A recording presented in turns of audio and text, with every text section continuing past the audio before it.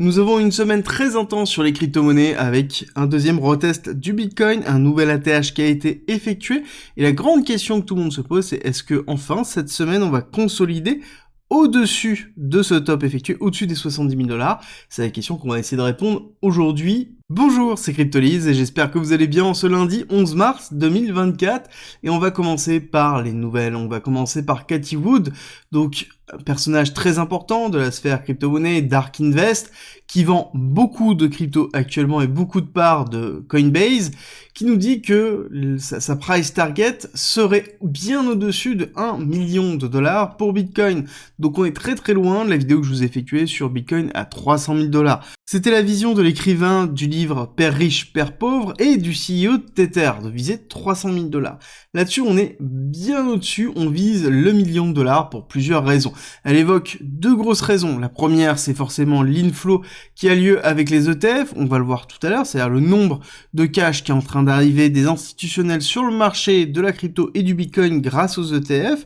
Et la deuxième chose, c'est la notion de rupture entre l'offre et la demande. J'ai fait une vidéo dessus. Je vous la mets à la fin de cette vidéo, mais il faut bien comprendre qu'à un moment donné, on va avoir de plus en plus de demandes pour Bitcoin et de moins en moins de Bitcoin disponibles. Le halving va diminuer le nombre de Bitcoin créés tous les jours, ça c'est sûr et certain.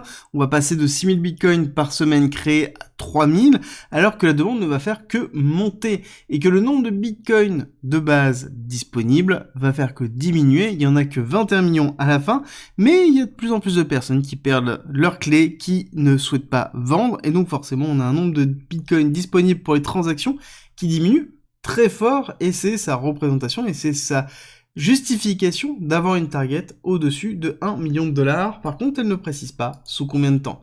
À côté, nous avons l'augmentation drastique des transactions autour de Bitcoin. Et oui, on voit qu'on a de plus en plus de volume qu'il y a sur Bitcoin. Les inscriptions jouent un rôle très fort, les inscriptions étant les BRC20 ou Ordinals qui permettent d'avoir des revenus supplémentaires pour les mineurs, bien qu'on regarde que la revenu supplémentaire des transactions reste très très faible.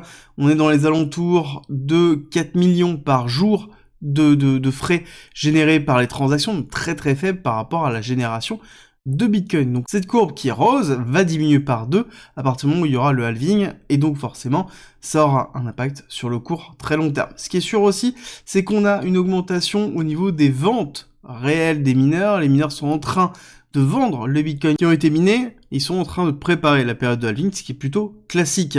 On rappelle que quand on est en pré-halving, en préparation du halving, on va avoir une augmentation de la pression baissière, liée aux mineurs, mais pas que. Bon, là on est quand même très très loin, parce qu'on a une pression haussière qui est très forte, grâce principalement aux ETF BTC, où on voit qu'on a un inflow qui est de 400 millions, 500 millions par jour, malgré le fait que Grayscale Capital continue à vendre massivement des parts. On parle de 400 millions de ventes, et malgré ça, on est toujours sur un inflow positif de 400 millions, ce qui est juste énorme. On est depuis le lancement à 9,6 milliards d'inflow positifs dans les ETF et 4% de la supply. Quelque chose qui montre vraiment qu'on a un attrait très fort pour le Bitcoin et pour les différents ETF autour de la crypto. Ça, c'est la grande question qu'il va falloir se poser, parce que nous avons Gary Gensler qui a rencontré les différentes institutions qui souhaitent proposer un ETF spot Ethereum, et il a été questionné à plusieurs reprises. Clairement, pour lui, c'est trop tôt, il n'y a pas de stabilité, ce n'est pas assez décentralisé, et ce que j'ai beaucoup aimé, c'est cette dernière phrase: ils font des choses que nous ne laisserions jamais passer sur l'exchange classique. Là-dessus, j'aimerais rappeler que dans les dernières années, le plus gros scandale était quand même Madoff, qui était très lié à la SEC, pour ne pas dire copain comme cochon avec la SEC, sur les 30 dernières années. Donc à un moment donné, on prend du recul et on dit oui, peut-être que vous auriez pas laissé passer, mais en l'occurrence, vous avez laissé passer, donc il faut prendre quand même beaucoup de recul, surtout que nous avons certains qui avancent beaucoup, comme Grayscale qui dévoile son GDIF, qui va être un fonds activement géré, spécialisé dans le stacking crypto. Alors le stacking crypto, c'est ce qui fait justement le tollé auprès de Gary Gensler, c'est qu'il considère vraiment que le fait d'avoir un stacking détermine que la crypto en elle-même devient une securities, parce qu'il y a un rendement qui est derrière, et là-dessus on va créer un fonds qui va permettre de pouvoir directement s'exposer à ce stacking-là et à la gestion des cryptos qui génèrent un stacking. Donc qui potentiellement sont des securities. Alors est-ce que ça va être sous forme d'ETF? Est-ce que ça va être sous fonds gérés purs? En tout cas, ce qui est sûr et certain, c'est que c'est intéressant et qu'il va falloir suivre l'évolution et qu'on va avoir la réponse très très rapidement parce que la pression qui est effectuée sur Gary Gensler et sur la SEC est très importante. En parlant de pression, nous avons tous la pression pour ce 12 mars 2024 dans lequel nous avons, ça y est, les chiffres d'inflation qui sortiront à 13h30, niveau très important. On sait qu'il y a deux éléments qui sont vraiment regardés par la Fed. Un, l'IPC, donc c'est-à-dire l'inflation, et deux, on sait très bien que ça va être ici le taux d'emploi et le taux de chômage. Du coup, c'est savoir qu'on a eu un très gros chiffre, hein. On est passé en janvier ici de 3,7 et on est passé à 3,9 en février. Niveau très important, on voit bien qu'on a une tendance haussière qui est en train de se former. Là-dessus, je vous alerte déjà depuis quelques mois en vous disant qu'il y a quand même au niveau du chômage quelque chose qui est en train de se passer, mais qui est en même temps logique quand ça fait aussi longtemps et aussi abrupt, en fait, cette augmentation. On est dans des niveaux très hauts depuis longtemps, et on a eu une augmentation qui a été vraiment très violente. Donc c'est logique qu'on ait un choc au niveau du marché de l'emploi, et ça a mis du temps à apparaître, mais ça y est, on le voit. Donc clairement, ici, il va falloir voir que on est bien dans une tendance baissière au niveau de l'inflation, étant donné qu'on a un chômage qui est en train de monter, ça veut dire qu'on va potentiellement basculer sur un pivot de la Fed, et c'est pricé pour mai, pour justement l'ensemble du marché, et c'est pour ça que on a ici un S&P 500 et un Nasdaq qui surperforment depuis déjà plusieurs mois, bien que on voit une petite respiration actuellement et on maintient bien les 5100, mais ça n'empêche que même si on se retrouvait sur un retracement, même si on se retrouverait sur une respiration du marché US, on irait chercher les 4800, donc l'ancien top, et on a un très très gros support ici, donc il y a très peu de chances de retourner en dessous des 4800. Ce serait plutôt cohérent comme correction avec une respiration, avec la mise en place du pivot de la Fed pour ensuite repartir à la hausse. L'autre scénario, c'est quelque chose que je vous défends depuis un certain temps, c'est une bulle autour de l'intelligence artificielle dans lequel on n'aurait absolument aucun arrêt et on continuerait à pousser. Côté Bitcoin, plusieurs points importants et intéressants, c'est qu'on est bien toujours en confrontation avec cet ATH, avec ce top ici présent, et on voit qu'on commence à avoir bien cette phase d'accélération qui est représentative au niveau des différentes moyennes mobiles, où on voit qu'on a un élargissement entre le cours, les différentes moyennes mobiles, donc on a un étalement qui est plutôt cohérent avec l'augmentation des liquidités dans ces phases de bull run, et qui est très visible ici sur la phase 2015, où on voit bien qu'on avait eu une compression, puis ensuite un départ, et on serait à peu près dans cette zone-là, ou dans cette zone-là. Donc on est vraiment relativement loin et on a encore beaucoup de place pour pouvoir pousser. Si on regarde court terme, on voit qu'on a eu un travail très intéressant. Vendredi, on a pris la liquidité supérieure et du coup, on a travaillé toute cette semaine dans cette partie-là. Niveau très important dans lequel on est allé chasser pas mal de fois des liquidités, notamment avec cette mèche ici, dans lequel on est allé récupérer toute cette partie de liquidité-là. Hop, on le voit ici, la mèche dans lequel on est allé récupérer ici ce cluster-là. On avait eu le temps de recréer le cluster durant tout le week-end avant de pouvoir aller chercher ici première mèche, deuxième mèche. Ça, on le garde en tête parce qu'on va revenir dessus dans quelques instants, mais ce qui est intéressant de voir, c'est qu'on est allé chasser la partie basse et on crée des liquidités au-dessus. Encore une fois, cette résistance, on est en train petit à petit de construire dessus pour pouvoir en faire un support. C'est exactement ce qu'on a connu dans les différentes traversées des ATH, dans les différentes ruptures des ATH. C'est quelque chose qui se fait en plusieurs fois et qui va prendre du temps, encore une fois, bien que je pense que cette semaine, on devrait avoir une première phase de consolidation au-dessus. Au niveau de Total 2, très important de le garder, c'est globalement l'ensemble des cryptos sans BTC pour vous montrer qu'on est toujours sur une surperformance de Bitcoin.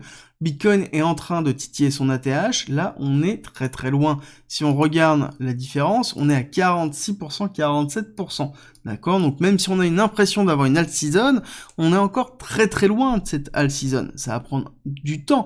Dans tous les cas, là, actuellement, les inflows, l'arrivée de liquidité à travers les ETF, se fait sur Bitcoin et il faut du temps avant qu'on ait ces phases de transition de liquidité. Là, on est encore très loin sur les altcoins et c'est pour ça qu'il faut travailler spécialement les altcoins en ce moment, parce qu'on est dans des phases d'accumulation, de réaccumulation pour certaines, dans lesquelles on pourrait avoir une rupture haussière à partir du moment où on aurait un BTC qui casserait son ATH et qui aurait sa phase d'accélération avant d'avoir une nouvelle phase de stabilisation et de rentrer dans une véritable phase d'alt season. Alors c'est quelque chose que l'on voit parce qu'on a l'impression qu'on a vraiment une alt season quand on regarde ici la rupture, ça a été le premier retest de l'ATH avant d'avoir une phase de respiration et ensuite on est reparti à la hausse et on voit que l'ensemble des cryptos sont en train de partir. Oui, mais on a encore une fois, je vous remets le total 3 très très loin de ce que l'on peut connaître et de ce que l'on a connu. Donc on prend un petit peu de recul de ce côté-là. Et oui, Ethereum a eu une phase d'accélération, mais pareil, on est relativement loin de son ATH. Et quand on regarde les nouvelles d'Ethereum, on regarde qu'on est à 27% de ATH. Le total donc qui prend Ethereum et l'ensemble des cryptos, on est à 46%. Donc on est encore très loin, on est encore en sous-performance par rapport à ce qu'on peut connaître au niveau de Bitcoin. Mais ça risque de changer à partir du moment où l'ETF spot Ethereum sera validé et on devrait avoir des injections de liquidités dans Ethereum, certainement bien moindres que ce que l'on a connu et que ce que l'on connaît sur Bitcoin, mais on devrait avoir aussi une pression baissière qui sera bien moindre avec Grayscale, dans lequel on a beaucoup moins d'Ethereum que de BTC à pouvoir vendre et à pouvoir liquider dans le marché. Ensuite, au niveau de l'order flow, très intéressant de voir qu'on est bien dans une phase de consolidation. Durant cette phase de consolidation, on a les top traders qui sont en train de structurer leurs profits. On voit qu'on a des petites prises de profit très légères. Alors ça, c'est normal. Ça, c'est des allégements de position à cause du funding rate, parce qu'on a une augmentation du funding rate. Donc ça veut dire qu'on a des coûts qui augmentent très fortement. Donc les positions, on est obligé de liquider un petit bout petit à petit. Et quand on voit un petit grinding comme ça, c'est vraiment représentatif ici du travail sur les funding rates dans lequel on prend des profits légèrement pour couvrir les frais de funding rate que l'on pourra avoir à la hausse très fortement lorsqu'on ira sur une réaccélération très forte. Et c'est pareil, c'est des endroits dans lesquels ils ont grandement rechargé quand on regarde. L'achat a eu lieu durant cette chute et donc forcément, ici on est dans une phase de prise de profit. Dans la liquidation, comme je vous ai dit, ici on a pris des liquidités, on voit qu'on a liquidé quand même 300 millions, 220 millions de longues, hein. Donc on fait très attention encore une fois au niveau des leviers. Et quand on regarde ici, on a vraiment un mur directement dans les 70 000. On est sur Trading Light pour regarder les ordres présents en spot et on voit qu'on a beaucoup d'ordres vendeurs au niveau des 70 000. Il va falloir créer beaucoup de momentum pour aller chercher ça. C'est un petit peu ce que l'on voit ici, hein. On a quand même beaucoup de clusters de liquidation qui sont présents au-dessus de 70 000. Donc si on arrive à casser les 70 000, ça veut dire qu'on aura certainement un gros short squeeze et une grosse accélération au niveau de Bitcoin. Et c'est quelque chose que l'on devra voir avec ici un CVD perpétuel qui repartira à la hausse. On n'est toujours pas réussi à repartir à la hausse, on a bien mangé une grosse claque avec la grosse phase de liquidation. Et on voit que le CVD spot est toujours bien présent et plutôt stable, ce qui est vraiment positif sur le long terme.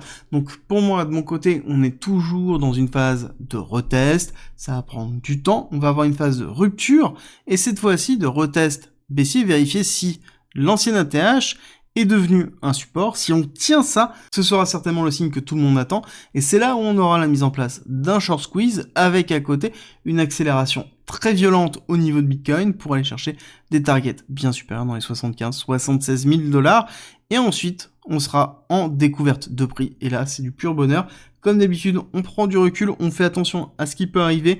Ce n'est pas parce qu'on est en phase de bull run qu'on va continuer tout droit. Comme vous avez pu le voir, on a déjà eu des mèches de moins 20% et on pourrait avoir des mèches de moins 30%.